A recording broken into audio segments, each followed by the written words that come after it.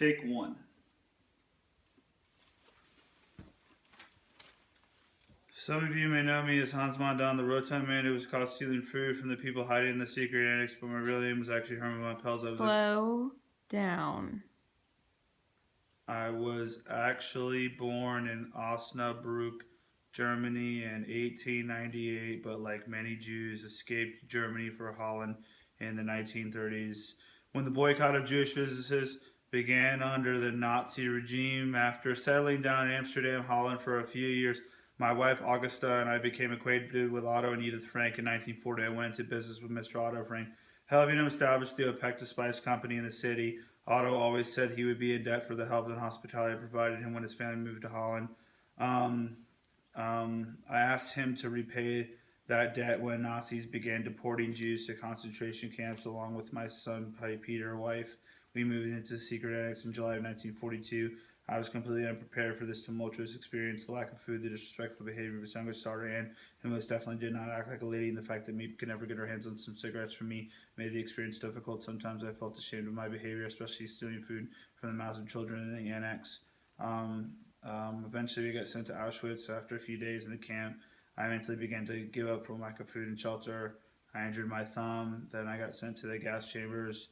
Then they used like a type of gas called Zyklon B that they would kill elderly and children with. And then I ended up dying in September 6, 1944. And people should know my story.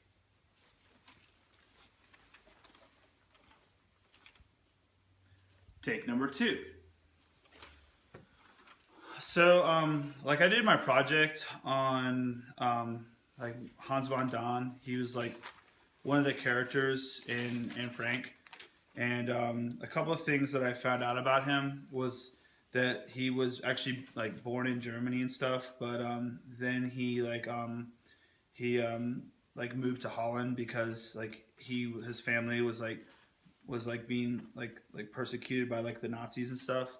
So anyway, like the nonfiction thing that I did, it was about like Auschwitz, which was like this like concentration camp and stuff.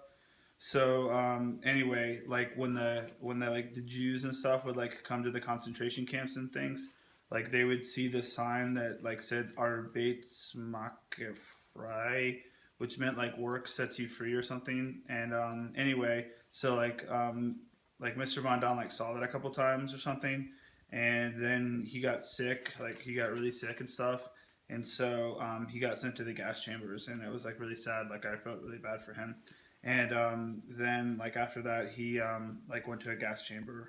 No, never mind. I'm sorry. He like okay, so like before he died, he got sent to the gas chamber, and then in the gas chamber he died.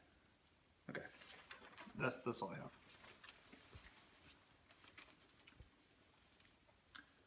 Take number three. Some of you may know me as Hans von Don, the rotund man who was caught stealing food from the people hiding in the secret annex. But my real name was actually Hermann von Pels. I was born in Osnabrück, Germany in 1898, but like many Jews, escaped Germany for Holland in the 1930s, when the boycott of Jewish businesses began under the Nazi regime. After settling down in Amsterdam, Holland for a few years, my wife Augusta and I became acquainted with Otto and Edith Frank. In 1940, I went into business with Mr. Otto Frank, helping establish the Opekta Spice Company in the city. Otto always said he would be in debt for the help and hospitality I provided for him when his family moved to Holland. I asked him to repay that debt when the Nazis began deporting Jews to concentration camps. Along with my wife and son Peter, we moved into the secret annex in July of 1942. I was completely unprepared for this tumultuous experience. The lack of food, the disrespectful behavior of his youngest daughter Anne, who most definitely did not act like a lady, and the fact that Meep could never get her hands on some cigarettes for me, made the experience somewhat unbearable. Sometimes I felt ashamed of my behavior, especially stealing food from the mouths of children within the annex.